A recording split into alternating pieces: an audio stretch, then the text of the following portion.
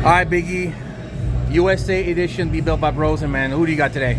All right, I got here, you've seen him many times before, Superman Mark Durando, getting ready for Classic Physique Division C. Mark has moved to Vegas. And he is officially a Vegas resident this year. Last year in the USA, he was 4th in his class, so he's right up there. And obviously we're hoping for even better things this year. Going up higher. And this man, I just call him Konan. His full name on Instagram is Konan the Comedian, because he's actually a comedian. And that's true. And he is actually doing Classic Division, the USA Class D, so he's one above Mark. He just did the Universe.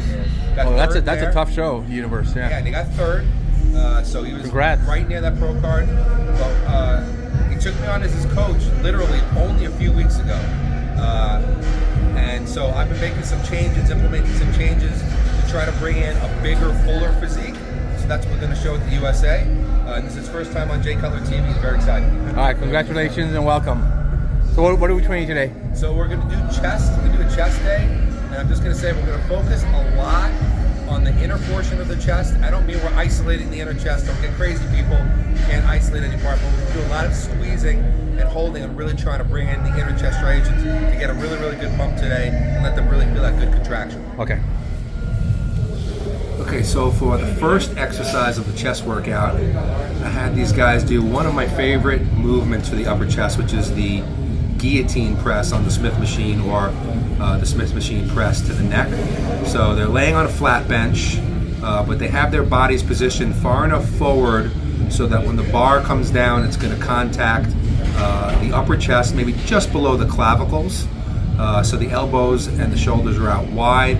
This puts a really good stretch on the chest. And the technique that we're using for this is 4-second negatives, which is really great on this movement because it can be rough on the shoulders. So lowering the weight over 4 full seconds does not put too much stress on the shoulders. You can keep the tension in the pecs. You lower it down just far enough till you feel a stretch. Some people can actually contact the bar to the chest. Some people can only come just above the chest. Don't go beyond what your shoulders can do. And then they do not push to the top with too much rapid speed. Again, you don't want to just come out of the bottom too quickly. It could hurt the shoulders. So you just muscle the way to the top slowly. You get a good contraction at the top, and that's a great exercise for the upper chest. Okay, so the second 2 movements that we're doing are together in a superset. This is a tremendously effective superset because what we're doing is we're starting off with an incline dumbbell fly. I actually have the bench rather high. It's probably somewhere around a 55-degree angle. And the technique that we're using on the fly is we're going to lower into the bottom position and we're going to hold that stretch position for 4 seconds. I like to remind people the reason why we do this is because when you hold a deep stretch on the muscle under tension, this is a very, very strong trigger for muscle growth. So we go to failure or just near failure on that movement, really opening up the chest. And then the second movement we're doing is on a little bit lower incline. I bring the bench back about 1 hole, and we're doing an incline cable press using a close grip handle that you would use on close grip pull downs. And as you can see, it's a very unique way that you grab the bar. It's a little bit hard to do sometimes to figure it out, but once you get your hands in position, what you're doing is you're pressing through the inner chest. You're looking to really, really squeeze the inner chest and focus on the inner chest fibers. You're going to press overhead, back overhead, so it's not a press straight up like you do with a barbell. It's a little bit of a unique press, but you push through the inner chest, you get a good contraction at the top, and then you come down all the way down until you get a full range of motion. Amazing superset. Okay, next we're going to move into a unilateral movement. I love unilateral training for all body parts. With this way, we focus on getting rid of imbalances that you may have on one side of the body, whether it be a strength imbalance or whether it be a development imbalance. This way you can focus on one side of the body at a time and really, really get a better connection with the muscle. So what we're doing is we're doing a seated chest press that has a slight incline angle. They're sitting at the bench. They're actually cheating their body to the side of the bench a little bit towards the arm because it'll help you get a better contraction. And they're not using any special techniques. We're just using good strict form. Mark, when he does his, he uses a little bit more of a full range of motion where he actually likes to lock out of the top and squeeze the chest. Konan actually likes to keep constant tension on the chest and only push up about 2/3 of the way. Both are very, very effective methods, but what you want to do is make sure that you're pushing with the upper chest, you're not pushing with the front delt. So you have to put a little bit of mind-muscle connection, make sure your body's positioned correctly, and really, really push through the chest. You don't want to go crazy heavy on this movement. You want to get higher reps, maybe 12 to 15, even up to 20, and you just want to get a good stretch, good contraction. This is a great way to work the upper chest. Okay, so we're going to finish the workout again with another unilateral movement, focusing on those inner chest fibers. We're using a seated fly machine, but we're doing it one arm at a time. This allows them to get a better contraction, again, working unilaterally, working on imbalances, and making sure that each side of the body is getting equal development, equal stimulation. So what they're doing is they're going from a full stretch position. They're not emphasizing the stretch, they're just starting a full range of motion from full stretch. And then they're going to bring their hands towards the center. So when they get to the center, they're going to really, really contract the chest. I wanted them to try to actually push a little bit towards the center, almost towards the other shoulder, to get a better contraction. And they're going to hold the contraction for 4 full seconds, but they're not going to just hold the weight in position. They're going to do something that I call hyper-contracting. So instead of just holding the weight in position, they're actually squeezing, actively squeezing the chest as if they're doing a pose, and they're flexing like a most muscular. So again, full range of motion from stretch, muscling the weight with the chest, keeping the front shoulder out of it as much as possible, coming to the center, holding for 4 seconds, and squeezing as hard as they can. It's an amazing movement for the inner chest. Give it a shot.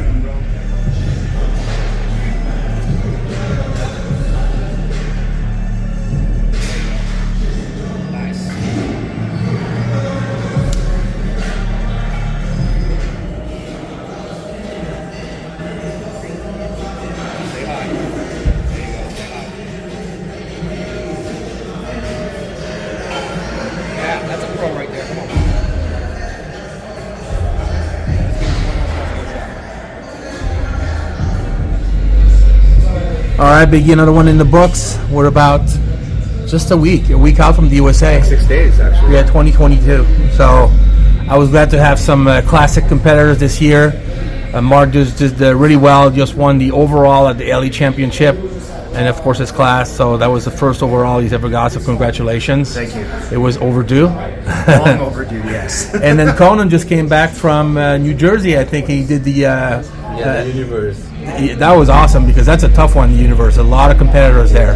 How many competitors in over there? I think it was a little over 20 in my class. Wow. I placed 3rd place. Wow. Missed it for 1 place, my pro card. 1 place, huh? Yeah, it's got a good top 2. I think it's top 2 at the USA too, isn't it? Yeah, still top okay. 2. All right, good. Yeah. Well, congratulations. You guys did really well so far. We have some high hopes for you guys. Konan, I'm going to start with you a little bit, since it's the first time we got you on the show. How was it to actually, I know we train around the same time. You're always here when me and Eric train. So how was it to actually train this fashion for the first time? I know you've been working with him on the diet, but the training is actually your first time you experienced it, right? So how was it? It was pretty intense when I won this. Normally I just do heavyweight or high rep.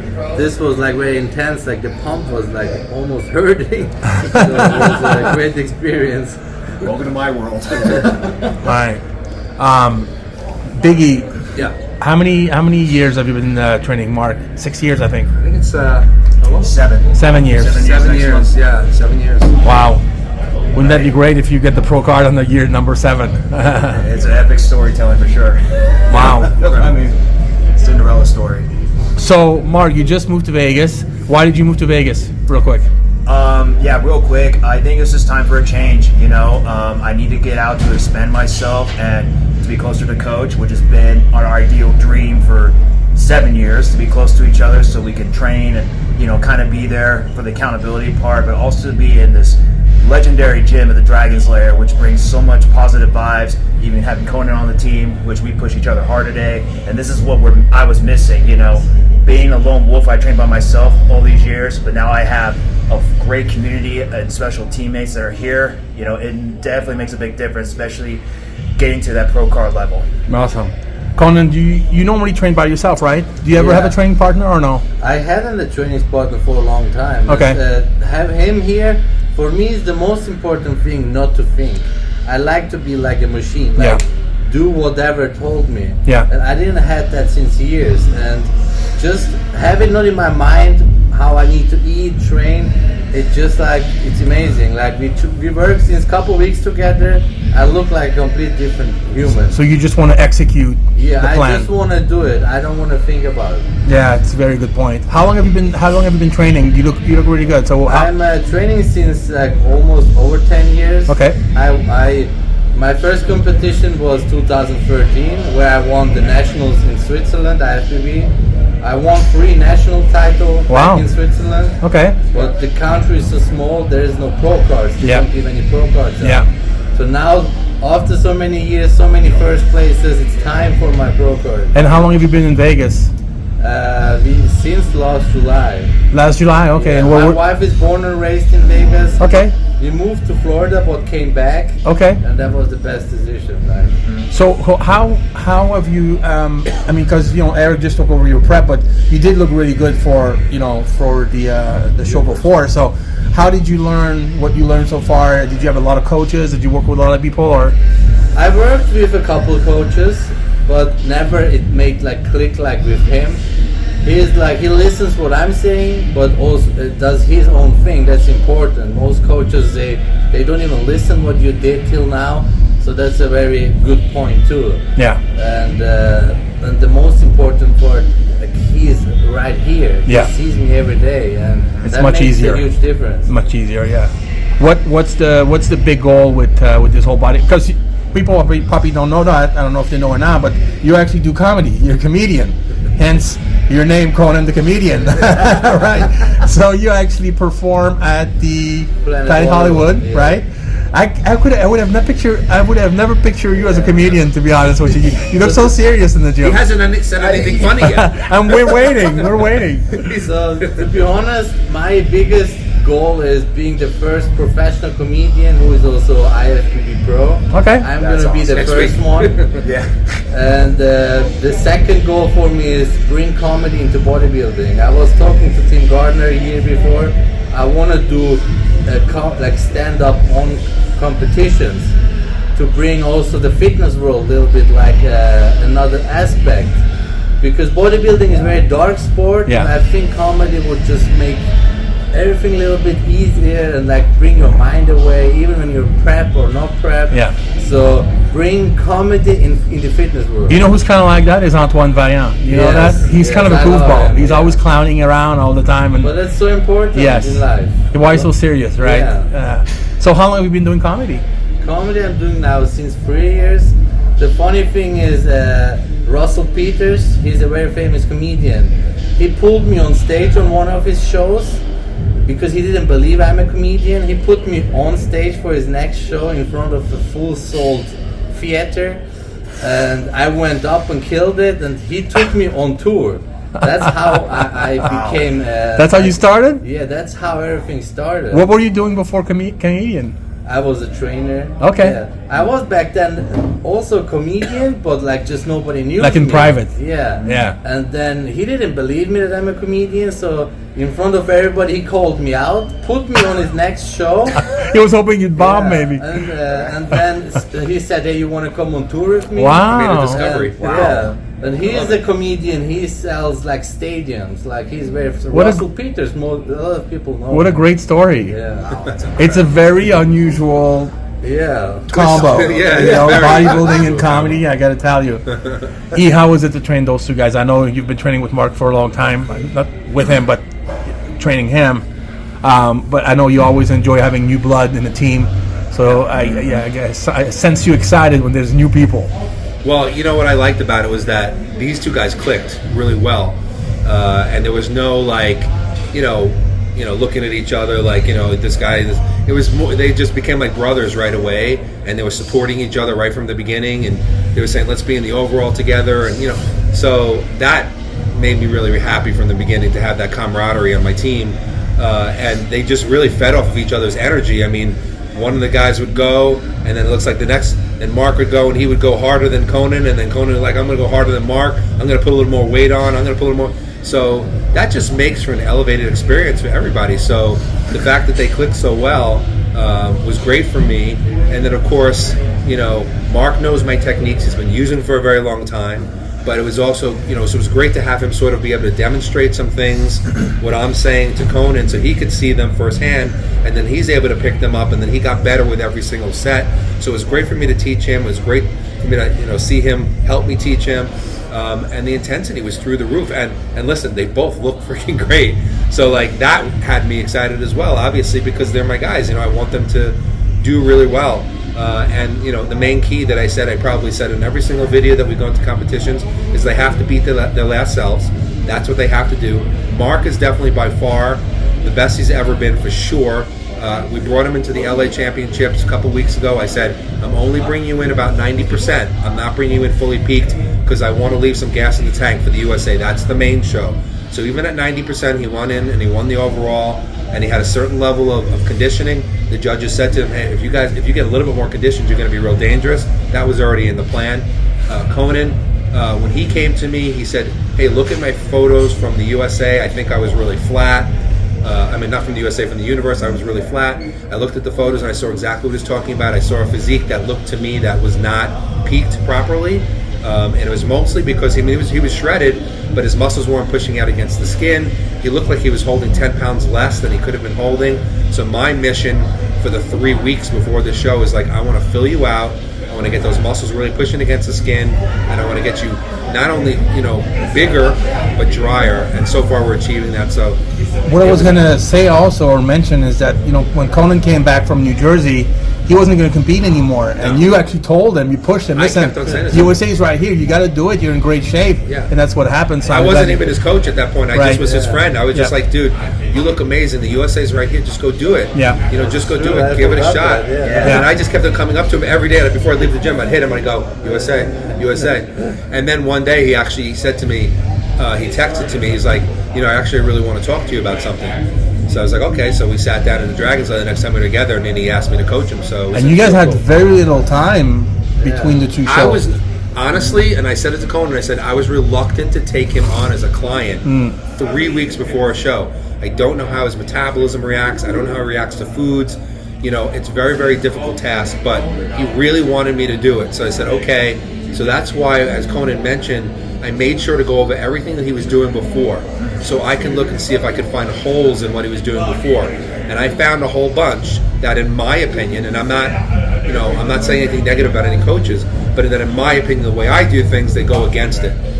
So I felt that I saw the reasons why he came in flat, so I went to correct them. Very difficult to do in 3 weeks, but actually the results have been better than I expected. I'm extremely happy. He must be listening where he's at.